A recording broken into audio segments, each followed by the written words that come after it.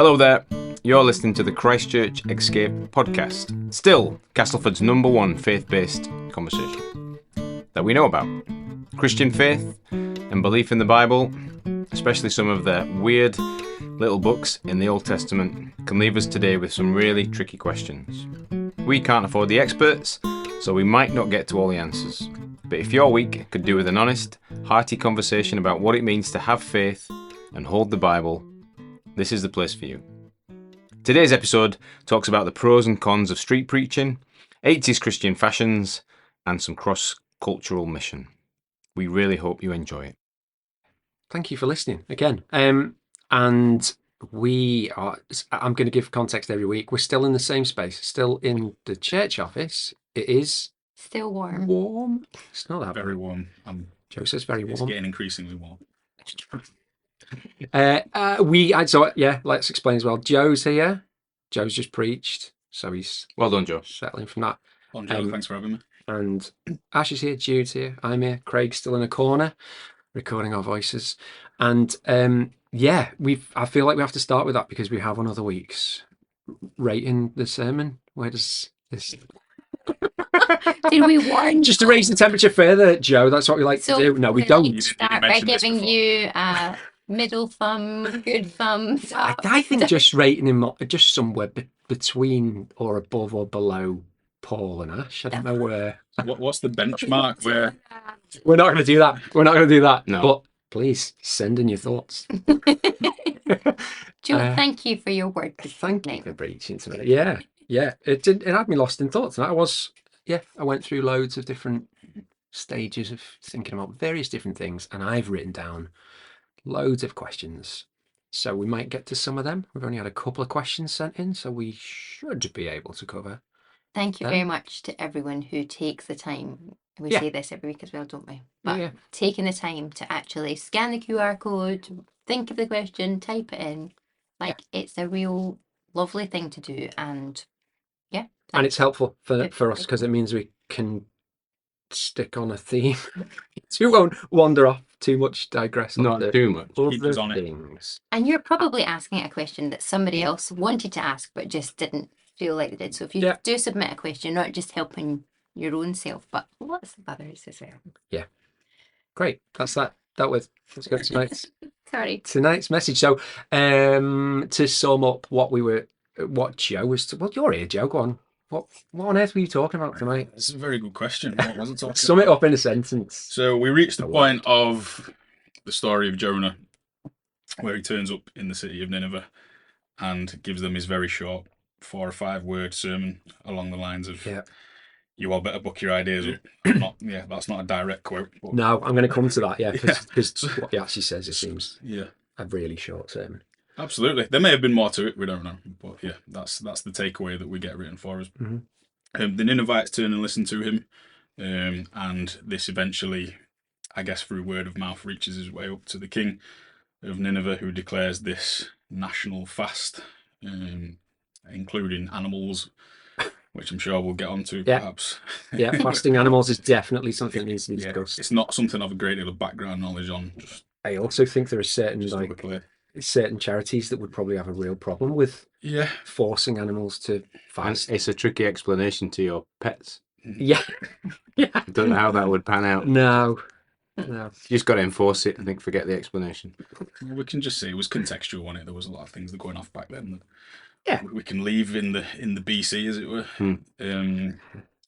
So that kind of springboarded us off to thinking about the type of person that maybe or is an archetypal Christian, shall we say.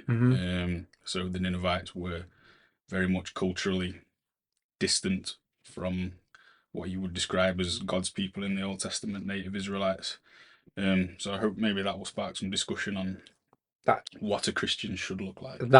It will. Tell you what that did to me in the sermon was, I'm sure it did to other people as well. I was thinking... Because Joe, if you weren't in the sermon, Ash wasn't actually. I forgot to mention that as well. Ash wasn't in church because he backslidden, something like that. No, he was taking temporarily backslidden. He was back in the game now. For about 40 minutes. Yeah, just went out, just stepped out of it for 40 minutes.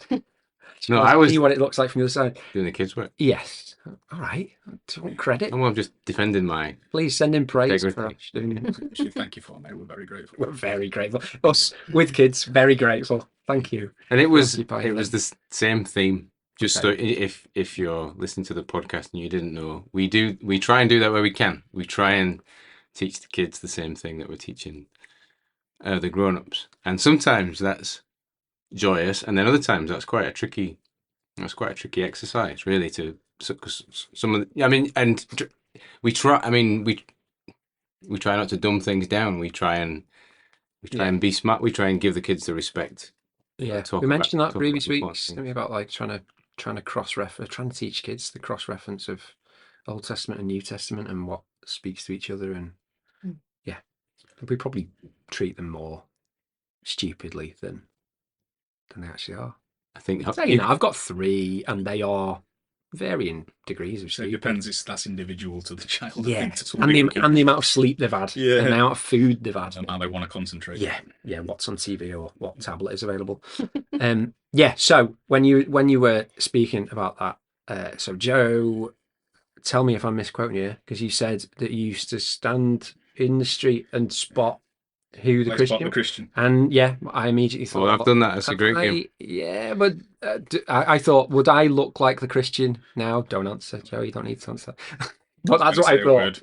That was hours of fun back in the day. That's how we passed the time. Yeah. You need to get out more.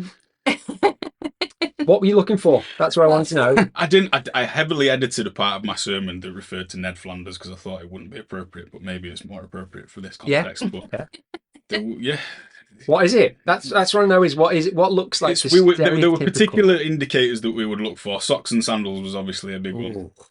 Oh, that's or social worker. Yeah. That means it's one of the two. Yeah. Or Christian social worker, which my dad was. Yeah. That's definitely socks and sandals.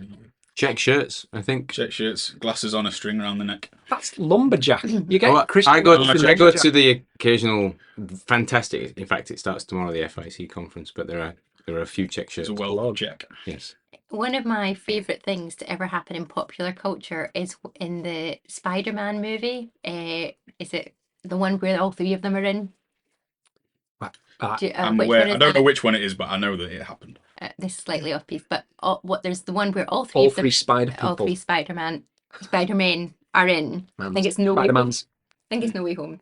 And one of them turns up wearing a plain grey t-shirt and a kind of plain jacket.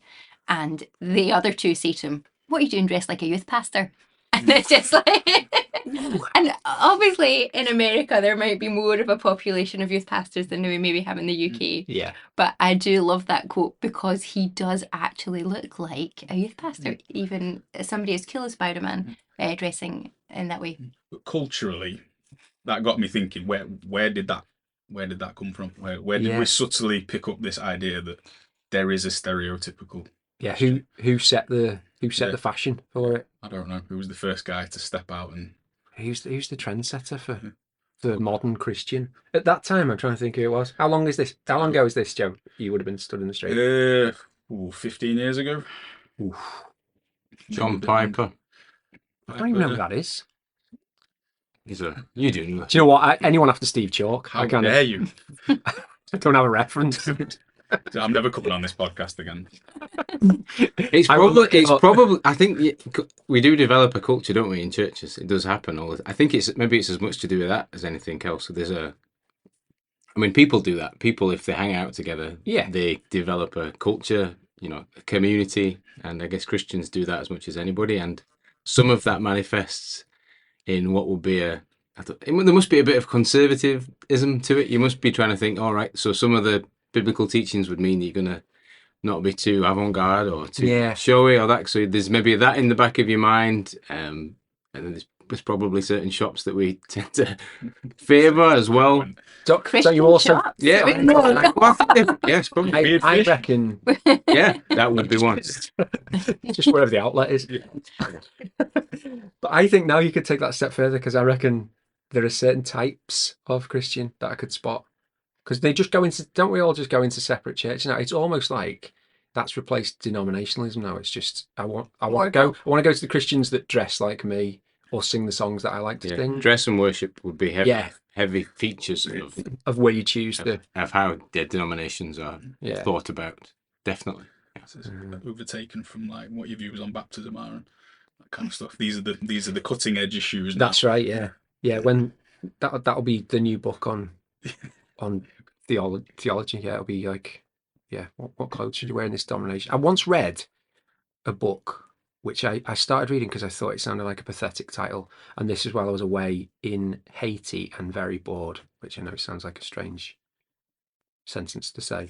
Very. The book was called What Christians Believe, and it was massive. It was like a commentary, and it had, the time it was written, I think, was like late 60s, and it had every possible denomination of Christianity in it, and what their doctrine was, what they wouldn't let go of, what they would hold fast to. But all of them listed, every possible like sect and. And was dress code included? No, that's one thing. It didn't have dress code. So the modern version of that book, and I like to think they're still printing new ones every year. What would probably have a dress code. What's acceptable to wear it. Did you come out of that reading positively or negatively about the denominations within? Or just confused? Yeah, confused because there were denominations I've never heard of, and then there were others that I thought I understood but didn't, and then there were offshoots that I wouldn't think of as Christianity, but it went into great detail about all of those. So it was actually anything loosely related to Christianity. But yeah, that's what you sent me off on anyway. What made you pick the word archetypal? I just think that's an interesting, because I guess Jesus is the archetypal. Stereotypical is probably more what I was thinking of. Maybe I think of archetypal and stereotypical as the same thing. If there are any pedants out there, feel free to prove me wrong. But yeah, I don't know. There'll be pedants. I guess the kind of point of what I was kind of wanting to draw out was, what then do we do when we're faced with people outside of our bubble, or the bubbles that we naturally fall into? Obviously, for Jonah to go to a place like Nineveh, which was culturally, we assume, very, very different from what he was used to, and go to them with a heart of compassion, which took a while to grow on him. What are the takeaways? What are the lessons that we can learn from that? Because it is hard. I think we are naturally exclusive in a lot of ways. Yeah, because that was where that was what you were saying at the time. This wasn't just an admission by Joe for the whole sermon that he used to stand in the street and spot Christians. But it was in that context where we do get a bit exclusive, and I think we can we think we know what a Christian's supposed to be and look like, and how they should behave, where they should be found. I don't know. Yeah, that was one of my questions. I'm interested in that. Just as you said that there, that it is a kind of model of mission that Jonah had, that he went to a people who did not know God, who did not dress like him, who did not speak the same language as him, and told them about God. And I guess for me, one of the things I wrestle with is the idea of like modern mission and what that looks like. And the church over the last few decades, or in the last century, has kind of been quite purposeful, and we're going to unreached people. And like, it almost, for me, it almost sounds, where I sit in history, it almost feels a little bit condescending. That, like that we're going to these unreached people of this, and we go and we're so culturally irrelevant, maybe, but definitely culturally opposite in view, and we tell these culturally very different people how to live, and there seems to be like an uncomfortableness to me about some of that. Yeah, we tell them how to live in a modern, westernized. We even maybe tell them how to dress. Yeah, and how to practice, how to live your day-to-day life in a culture that's just nothing like. Which then kind of subtly breeds the idea that Christianity is a modern westernized faith. Yes. Which, and I'm definitely uncomfortable with that. So like Muhammad Ali's big argument for turning his back on Christianity was that it was a white man's religion. Yeah. Oh, really? Yeah. I didn't know. That's why he turned to Islam, and yeah, it's not though. It's really not. No. But we have in some circles made it that, which is not. How do we get around that though? How do we? how do we still, the message that I think the pattern that Jonah's saying is we should definitely be willing to go to people who don't look like us and don't dress like us and think differently to us and be able to share the amazing hope that we have in Jesus. I don't know. So, but how do we? I don't know. So Jonah, in a sense, is very helpful for us because he doesn't want to do that, in a sense, and got the Ninevite people, a bit like the Samaritan people in the New Testament. It's almost like God drops this dynamite. Like, I don't know how I don't know whether it needed to be Nineveh or somewhere else, but it's almost like God says, "Here's a bunch of people that you can't comprehend or can't tolerate, and they're going to be. You need that storyline. You need to hear that I love these people too." So I think when you undress the story of the Good Samaritan, it's basically just the nearest intolerable bunch of people that Jesus says, the door is open to these people. And wherever you stand in history, we're always going to have that storyline where we go, in Nineveh somewhere. Yes, there's always going to be somebody that you go, well, God can't reach them, and we need to have a light shine on us in a similar way that Jonah had on him, where you find out, oh crikey, I do have prejudice. I have prejudice, and I also have limits to what I think God is able to do. We kind of mentioned already, though, didn't we, that there's certain things that we hold on to very tightly, and other things perhaps more loosely. I don't know, is that a key potentially to mission in this way? Is what are you willing to hold on to as a non-negotiable, and what you're willing to let go of? There's one strand that I didn't put in the sermon, a rabbit hole I started to go down, was it's not even totally clear whether the king of Nineveh, in his repentance and turning to God, was totally monotheistic at that point. He might still have perceived the God of Israel amongst a bunch of other gods, and which a lot of us, if we were doing mission in that context, we'd be like, whoa. Yeah, let me just set theology straight first. That's just what I think I pointed out later on that they didn't. Their knowledge was primitive. Yeah, but God's had a heart for him, and they still. Yeah, that's where I saw there's a real similarity in there. Like the sailors do the same thing. They don't need a theological lecture just to make sure they're making the right commitment, or that they're crying out in the right way to the right God.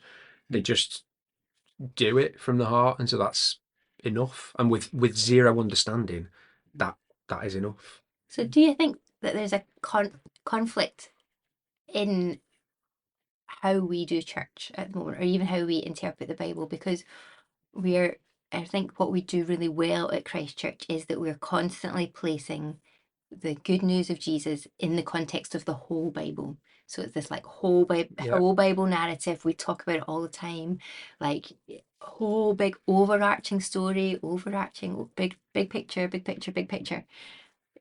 And then at the same time, we've just said that you don't need much theology. You don't need much. Is there a conflict there? What do you? Well, there's a conflict between episode 5 of this podcast and episode 1, because we were saying in the first one that the Old Testament is helpful and valid, and it gives us pictures of Jesus before we get to Jesus, and it sows all those seeds, and we see prophecy fulfilled. So there's loads of worth in it. But yeah, in actual fact, this story that is in the Old Testament is pretty much saying you just don't need any of that. It's just an approach to God, whoever you think God is enough. That makes Go on, Jude, I'm really uncomfortable. We all let me just talk you through the facial expressions. Dude was the first of us to cave. What do you mean? I'm trying to get myself on the burning list this week. I think it's really interesting because some of what we hold is really we hold when you say that there's a God and you by faith believe the story of Christ. There's some stuff that you've got to.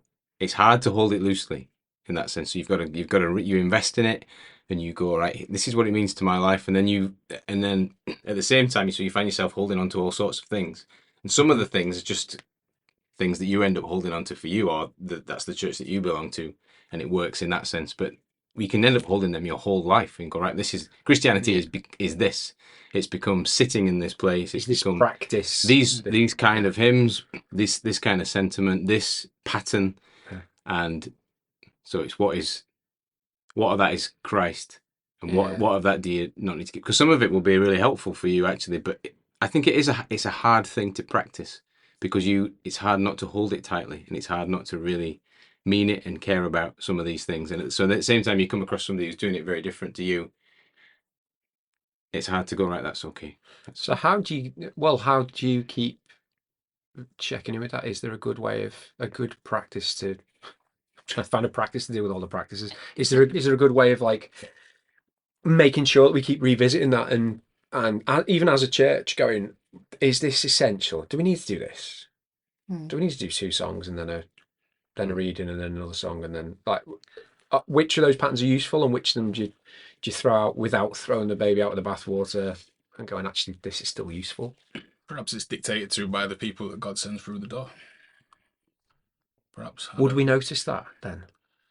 If God sent a bunch of people who weren't comfortable with that through the door, would we make the change, or would we go, nah, you people need to find somewhere else that does something different? We've talked about making certain changes as elders in the past, and then the people that we thought might be accommodated by the changes then tend to leave. So.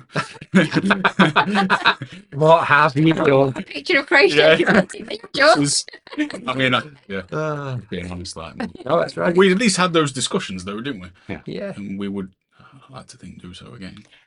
I'm kind of curious because you've got a mate called Shane, Joe, who lives in London, and we were talking about culture and things like that. It's very easy to think of culture as like being some other part of the world and things like that. But even in the UK, even just in caste, in terms of the socio-economic makeup of caste and or Wakey or wherever you're from, like there's different cultures even within that, and different. I want to say access points. Maybe that's the wrong word in terms of how people approach Christianity. Where does Shane? What Shane does in London? Yeah, why Shane being single out here? Like, I need to know. He works with. I guess technically we're supposed to be preaching today, so if you're listening, Shane. Good swear, Shane. Yeah. But I believe, I guess plug for the new year. I think he is going to come and share a bit about what he does. It better be good. No. Yeah. Oh, I will. So he works for London City Mission, working specifically on council estates, and has done for quite a while. We support him as a church at Christ Church. And yeah, he has a very specific lens on what he would call reaching the unreached. And yeah, it is very much about dialing into the culture of the people around him, to the point where they probably wouldn't look to appoint certain types of people from certain cultures into kind of make like ministry positions, and also people from geographically too far away. It's very much the idea of estates are like sort of almost like little mini ecosystems in and of themselves. So you got to kind of be from that estate, you got to live there, and you've got to kind of immerse yourself in the culture. So he would say specifically for the context of where he is, which is on an estate called the Vauxhall Gardens estate, which is very strangely very close to the Houses of Parliament. You can see it. Oh, really? But it's also weirdly very socio-economically. That's London. Yeah. But yeah, that's. I mean, he'd tell you better himself, but yeah. So that's how he does that in terms of that check of, I think, because that was the question you were asking, Matt. Like in terms of the check of how do we do that? His check was appointing local people for local churches. That kind. Yeah, and ideally people from that culture. And I kind of get that. Like I get that makes logical sense. You do that in business, wouldn't you? You do it in any other facet of life. The bit that then sets off an alarm for me is then like this story. Jonah is not from that culture. He's nothing like. He goes there and he turns a whole city round. In 3 days. In 3 days. Not in a lifetime. With like a sense. Living in a council. And I know that's as much about God had chosen that to happen. Had he? I'll get to that in a bit. But yeah, so I don't know whether I don't know how I feel about all that. It's the same with I've been in churches before where trying to choose the right pastor for the people that are already there, and for that area, that demographic, trying to make sure that they are a relevant person. And I don't know, my cynical side goes to a point where we end up in little silos of like, again, going back to you have this very cool looking person speaking to the cool looking people, and you have this person who is very poor, and let's make sure they also look very poor, and let's make sure they talk with a certain accent, because otherwise they're irrelevant. That I don't know whether that is right, good and proper that we do that's helpful for the message, or whether that's us just trying to work out an easier way for the gospel to get to people. I think Am I being unfair in that? I would say personally that you can still hold true to your personality or your cultural values or your background or whatever, and still be relevant within a different context. I think it just depends how you approach it. So I'll give an example of a guy I was really good mates with at uni, who you'd put us next to each other, and you wouldn't necessarily think that we'd blend together. There's a lovely man called James Bellham. I need to be delicate about how I describe him here, but well, you've named him now. Yeah. And I'd say this to his face. His address. He was a lovely man, and is a lovely man. But he was, I think he got a double first in maths from the University of York. He was a fan of a Ned Flanders green jumper. He would describe himself as a geek, I'm pretty sure.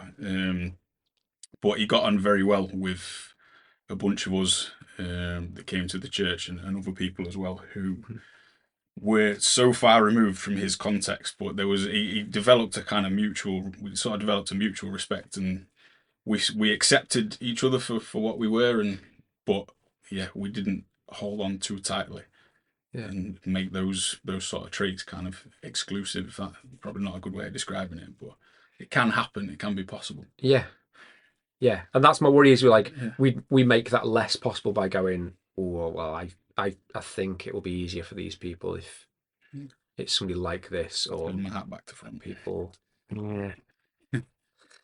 well, that's it. But it's that, and again, then that undermines.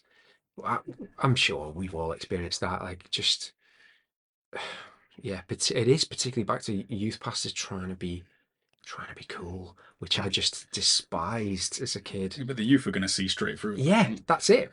But I don't think it's just youth. I think anybody, like, it's happened to me. Trying to appeal. What's he trying to do? It continues to happen to me on a bi-weekly basis. So it's one of the things we've kind of unintentionally identified is that it's an important feature, though, isn't it?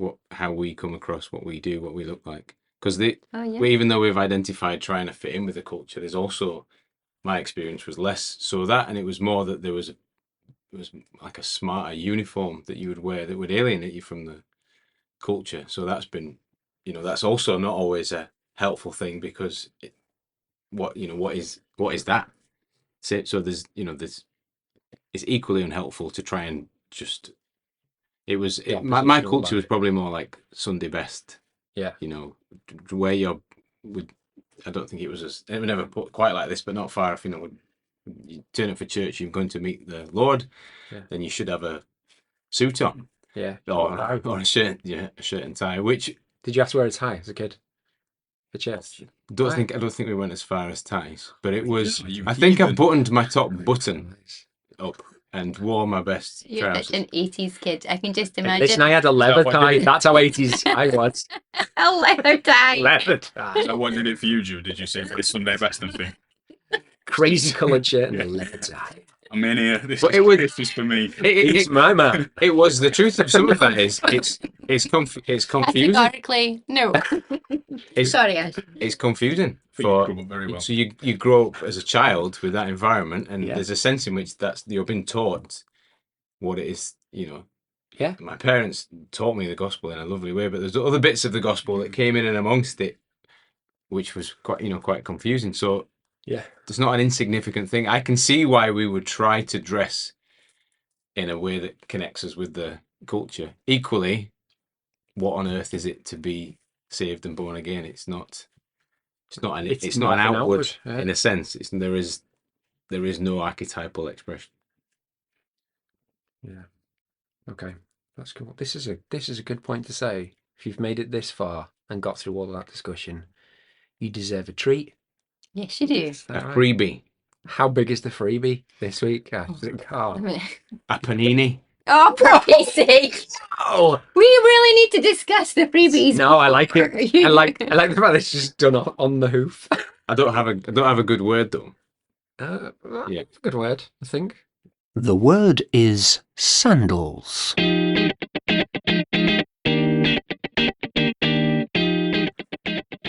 Okay, I want to think about the Jonah's sermon. I want you two to think about Jonah's sermon.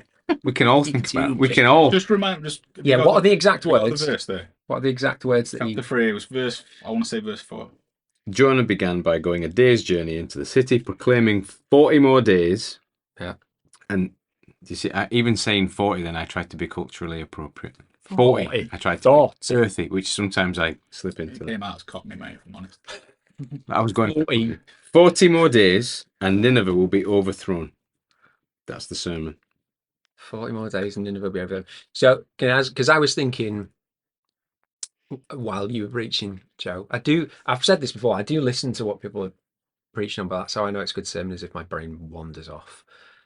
Somebody makes That's a good sermon. It really means that. looks down, you just see me in a stupor. It's because my head's going off on a tangent whilst trying. Well, that's to encouraging because I've often instead. wondered what you were thinking. No, that's boredom. No, When but you're what's looking at the that's boredom. intro for the last song, isn't it? Oh, don't. That's a. About 10 minutes from the end, that's what Yeah, that's I had this chat before tonight. I like to have a little warning. I know when Ash is winding up. I think that's good. I need to get what's the rhythm for the next song? There needs to be a What's that? code word or something that you drop in about 5 minutes before the end. Yeah, so all musicians know, oh, we're about to get up.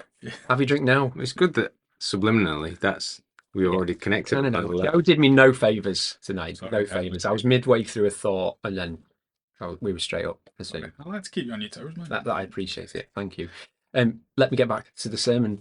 So he just says 40 more days and then Nineveh will be destroyed. He doesn't say, so you need to do this to get right with God. And he doesn't say there's an option for this not to happen.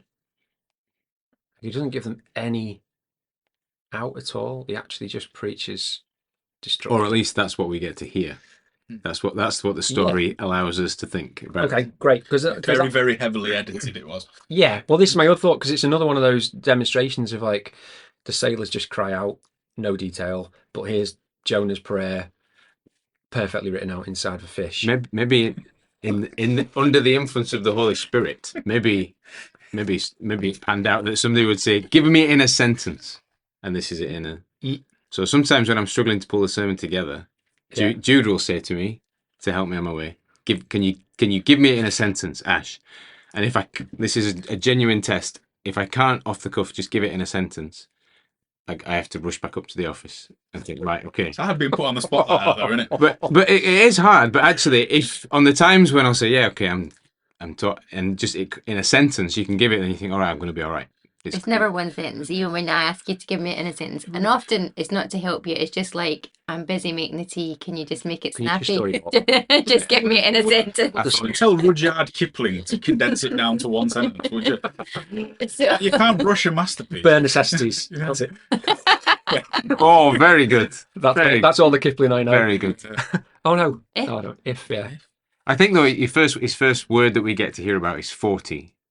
And that would, in all cultures, especially at that time, the threat of the flood, 40 was not an insignificant number. So he started with, and from memory, these people they were already a bit anxious about natural disasters. I think you can read that into history. They were at a point where they were thinking about themselves. So Jonah's opening gambit is 40, and he's given them a number that gives a very real indication of God's presence, God's power, God's judgment and all those kinds of things. So it's not an innocent number. There's a sense in which that number comes, as a lot of the Bible numbers do. There's a meaning and significance. Yeah, I'm just wondering whether they would have had that if they were outside of that faith and those stories, whether they would have understood that. A few commentaries that I've read around it would say that they would have had a concept of. I think they've all. I'm trying to. They've got their own flood story, and I think I'm hoping I'm not wrong, and I'm going to have to go back and check afterwards. But I think the idea of 40 carries through that flood narrative as well. Right. I know it's in lots of the Is it the Gilgamesh stories around the... Is there an element of this kind of Jonah say, like taking a horse to water but not making it drink kind of? No, Paul Howe's very good at that. Shout out, Paul. He doesn't join all the dots for you, but he takes him to about 40 more days. Nineveh's going to be overthrown. What are you going to do about it? Do what you want with that. Yeah, Yeah. Yeah. It's not. Yeah, that's a good sermon in a sense, because you've got to go away and Yeah. do some thinking about it. Yeah. And I guess I still have this, we talked about this last week, but I still have this like idea that Jonah is grumpy, and I'm sorry that is my preconceptions a little. Oh, I think, no spoilers, but I think the next chapter pretty much proves he is a bit of a grump. Yeah, so almost like I kind of feel like he doesn't want to help them work out as well. Yeah. Like, I don't know if that's reading too much into the text, but I mean, he's like, yeah, you're going to be done for, and that's the bit that I want to tell you. Yeah. And I know that God is, I have personally experienced the grace and compassion and incredible power of God. Yeah. I'm not going to tell you. But I'm not going to tell you about that. Like, you're on your own, Ninevites. I think that I'm going to go with that next week. Yeah. I'm just going to give people the bad news. I'm going to leave the great. Leave it hanging. Work for Jonah. Yeah. Maybe I could be finished one more preach just without grace, and then we can all go home. You think you've got to keep repeating that message for a few days, don't you? You've got to 3 keep, days. you've got to keep walking and saying it Yes. over again. Can you imagine, can you imagine Ash just walking escape for 3 days? Going for think you 40 should. days. I think a good pastor would. Well, it is sinking into the ground, isn't it? It might be sooner than that. Sorry, that just popped into my head. That's a good thought. Is it? It was the message for. I mean, in a sense, it was the right message for that people. There was a sense in which it was absolutely the right. So it was the right message because they were living immoral lives, and it was the right message because in terms of the time that they were at, in terms of a message for their moment, they were ready. Interestingly, I think in God's providence, they were ready to turn round, and it was almost like Jonah just needed to get the first couple of words. Yeah. But I think God really does work like Again, that often. I don't want to have too much supposition about what is in the book, because I think I know we've said this previously, you don't want to add to or subtract from what is there. But yeah, I was thinking about it being a verbal story, like somebody actually telling that story before it was written down. And that being part of that humour that the narrator seems to have in this whole book anyway, of just going, this is all he said to them. He just threw them this. That was the crumb that he gave them. And then, well, the audience is the Hebrew people. Yes, is Israel, who would have been a bit that's what I mean, taken aback. You're at a point where he's been sent to these people, and you're expecting that he's going to tell them something of value. Everyone listening to the story can recite the whole of Deuteronomy. Could all of them could give a huge big long sermon, and all they get from the guy telling the story around the campfire is, he just told them that God was going to sort it. And then pause before it. And you lot have not been able to keep the whole book of Deuteronomy, even though you can all say it verbatim. Yeah. And these guys all turn around on the back of one sentence. I think that is really cool. I like that. Powerful I like that perspective. Power of the gospel, isn't it? Yeah. Well, they make plenty of inferences from those, however many words there are, 6 or 7 or something. Yeah. Well, they jump to all sorts of conclusions. That's what I was interested in. Whether that's right, that means we've got to starve our cows. Yeah. I was thinking, is that like a typically Assyrian response to we're in trouble? What we need to do is sackcloth, kneel in ashes, starve the animals. Yeah. That'll do it. That'll fix it. Yeah. And there's a little bit of the Donald Trump in that. Donald Trump, didn't he scare off the people to death about they're eating their cats? When he threw that curveball in, and the king of Syria says, this is what we're gonna do. We're all gonna fast, including pets. I can't make sense of that at all. The starving of the animals. That isn't anywhere else, is it? Fasting animals? Well, they're not starving, they're fasting. Yeah, they're fast. There are a few occasions. They're going to be intimate with the same physical thing. Oh, come in. It is, isn't it? It is. It's the same kind of thing. I hadn't really thought about that, about the involvement of the animals and things like that. But I thought you brought that out well tonight, Joel. I couldn't find any other instances in the Bible. I'm not saying there aren't any, but in the week that I've been looking at, I didn't find any. But there are other ancient Near Eastern accounts of people including animals in certain, like burials and stuff and certain cultural things. There's a certain point being made by including the animals in certain contexts, which I think in this case was everyone down to the last sheep is turning round, and it's comprehensive, it's total, and I like it as inclusive as a whole creation story as well. Going back to all the stuff we've had previously in the sea, it's that whole like everybody's involved. This is it's not just a story of people; it's a story of the whole creation, people and everything else. So yeah, it's like a nice nod to that. That hasn't gone away. That theme hasn't gone away. It's all of creation is bound up in this. She's not readily as we think about. It's not how I think about the gospel and the spread of the gospel. I don't, to my shame. So the story goes, everyone gets wind of this. It ends up with a king, and then so the whole nation is turned around. And I often just think about like my own kids, actually. The people coming into church probably, but I don't think, oh man, it shows where God's head at is. He's thinking about the whole of the people. He's thinking, I guess the story gives us that God's thinking about the whole setup, the fact that everything's gone, lots of people have gone away from him, and he wants everybody to come back to him. And I struggle to share that God's mindset on that. It's like God redeeming not just a city, not just a person, not just a king, but God's redemptive power is working in people and creation, and the whole earth actually is how we understand it. But you're right, we just reduce it down to me, my life, my people I know. As Jonah does. Yes, Jonah does. That's interesting. Yeah. But I did like what you were saying about Joe, about the kind of like who did he put his trust in? The king. And that idea, like you can still be really sorry, or like supposedly repentive, but you're still having your steak at night. And he was actually willing to put that in jeopardy as part of his. Yeah, I mean, starving your animals in the ancient Near East was riskier than it would be today, let's say. It would not go down well. No. I think. Yeah. You're having to fast and have for however long, and then, your meal at the end of it is an incredibly skinny cow because he's been starving with you. Yeah, maybe you'd be a bit hacked off. But, also the fact, and probably more poignantly, the fact that they said we need to put away our violence, which, for an Assyrian king at that time was, tantamount to suicide.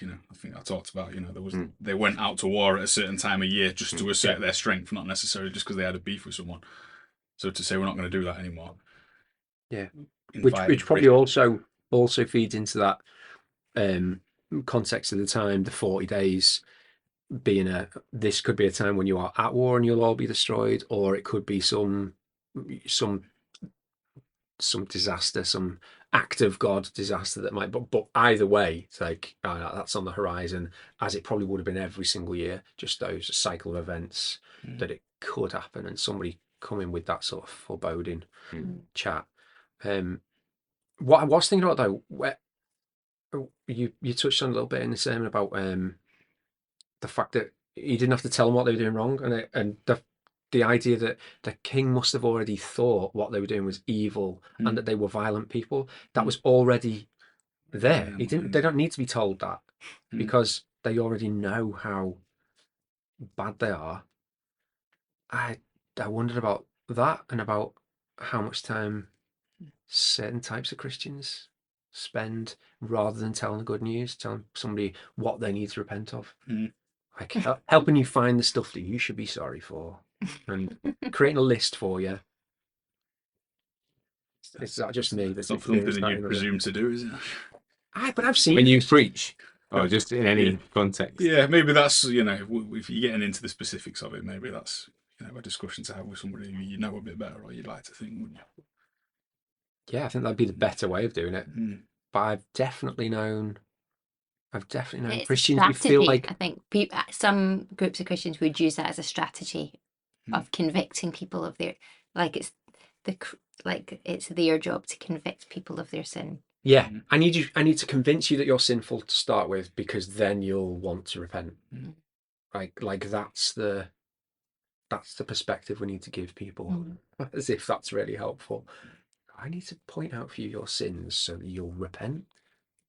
Jonah was in a sense, he didn't get it perhaps, but he was in a privileged position. He'd had this life experience which gave him this moment in his life where he had the position perhaps to say, look, you're getting this wrong. He'd seen it in himself, I think, perhaps for at least for a second, and whether it was reluctant or not, he was in a position where he could say to somebody, you're getting this stuff wrong. And I think often the Christian message has been difficultly proclaimed out the streets, just shouting at everybody, telling them they're getting things wrong. So I think that was you. You were the street preacher, weren't you? I've done that before, and I think so. For clarification, if this is the first time you're listening to the podcast, go back and listen. Don't think you were crazy. No, I wasn't shouting. No, but you weren't telling people that they were all doing everything wrong. It's really important. I think people have given me difficult truths, and I think we spoke about this a little bit before when we were talking about your preach before. Actually, there is a place for that in people's lives. Actually, that I mean, I don't personally always find it very helpful if somebody comes and shouts at me in the street. Although in God's good grace, I'm sure that there's times when that's a helpful thing. But people have confronted me in my life and done it in a very loving way, and they've been willing to go through thick and thin with me, and they've been willing to put their arms around me, and sometimes they've been willing to upset me if necessary. And I think that actually it can also be a powerful thing. But it's one of those things where I think it's done better in love and grace. It depends on context, doesn't it? I think I made the point in the sermon that Jonah had to be confrontational because it was necessary and called for at that time, because they had 40 days to sort it out.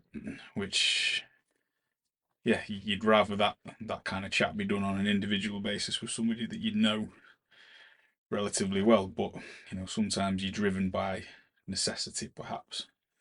But it's by the end of it, they only have 37 days left.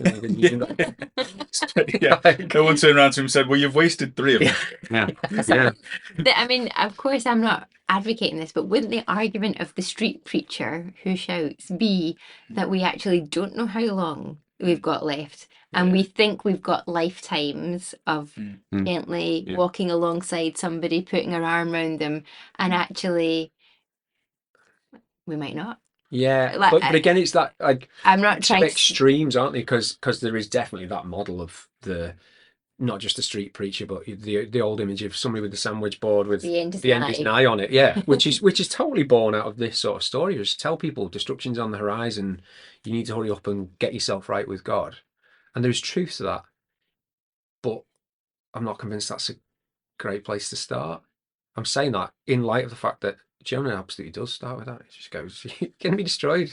But it's do you want to think about it? Like Joe said, his context is you've got 37 days left to sort it out. So if you met somebody who had 37 days left, you would speak to them with a bit more. Yeah, you'd speak to them about the important stuff, perhaps. If they've got, and I think there is probably, maybe a lesson is there are times when we need to get to the important stuff in our conversation. I am a big believer in friendship evangelism, getting to know people, doing life, all of the cliched contemporary Christian ways of thinking. But there is, my experience would be there is points along that journey where you reach the moment when you think, right, okay, if I'm just a friend here, then I'm not really a friend here.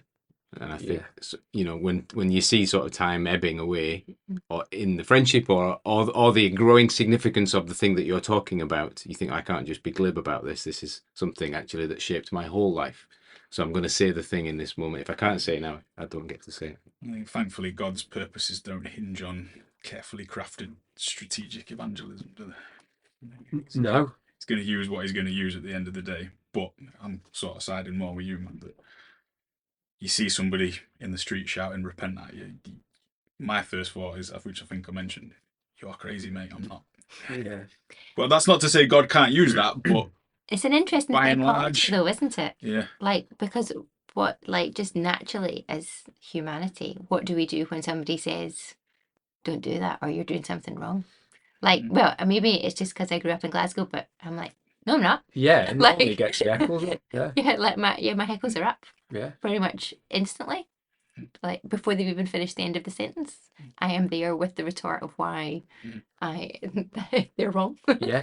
Or why they're worse. Yeah. You. Maybe they would say that an aggressive reaction is better than an apathetic one. Yeah, maybe. At least you've brought them to a point of If we're pivot. thinking about it. One question for me. Is that all right? We've got time for one more question. All time in the world. It's a 3-hour podcast. The message went up to the top. Yeah. Strikes me in the story, and I'm just thinking about that in terms of, is that important for us today? Should we have any eye on whether the message gets up to the king? Should we? Is it just you and you know that line? You in your small corner and I in mine. Have you ever sung that song? There's that sort of mentality, or is it because there's some great Christian workers out there, some truth tellers who have got a real eye on saying something that will be heard in an important place. Mm. Yeah. Does that and do that well, actually? do that well? Not. Yeah. I don't think that's what's modelled here, because. I think it just happens to get. And again, to I don't want to read too much into it, but it doesn't say that Jonah went directly to speak. I think it says the message got to him. Got to the top. So I think that's my take home from it is. We can try. Again, we'd have to decide that person's more important. I should go and speak to him first, and then it'll disseminate to other people. And actually, that might not be the way that it's meant to. But there are other examples, so if you look at Daniel, who was in the right place at their time, or even Moses, who went to Pharaoh, or there are examples of people, of prophets of God, messengers of God, going to the strategic person. Yeah. But on the flip side of that, Jesus spent most of his time with tax collectors and prostitutes and beggars, and can't be me. I'm weighing things up. Yeah. I think that's where this is one of those counter examples where there are loads of those other examples, aren't there, of going to the top to get the message across, but actually in this one, it just walks the streets telling everyone and anyone you're going to be destroyed. 30-something and I guess if you think, I'm just thinking out loud, but if you think about the accounts of Jesus, where he was spending time with the tax collectors and the prostitutes and the everyman, his everyday disciples, and yet in that he got to the place where he was before Pontius Pilate, he was before Herod, because of the influence that he was having on the ground. So and also you're not having to make that decision yourself of going, Jesus is for you first, and then everyone else. That was the title on it for tonight. Was it? It was God for everyone. So it's not just for. But then Jesus' ministry gathered pace to the point where he was before Pontius Pilate, I guess, in a similar way to Jonah. It just sort of snowballed and ended up that way. He perhaps wasn't intentional about it. So if God wants your message to come before important people, then it just will. I guess it will. Yeah. Then we won't try to send the podcast to Keir Starmer this week. No. But somebody will take it. But if somebody wants to share it with them, we had that opportunity when the Hoff visited Christchurch. Did anybody try? I wasn't here. Oh, you weren't. Oh. Yeah, we should. Yeah, that would be one question to ask Paul. Innit? What message did you send him away with? To reach Hollywood with. Yeah. It's the commission.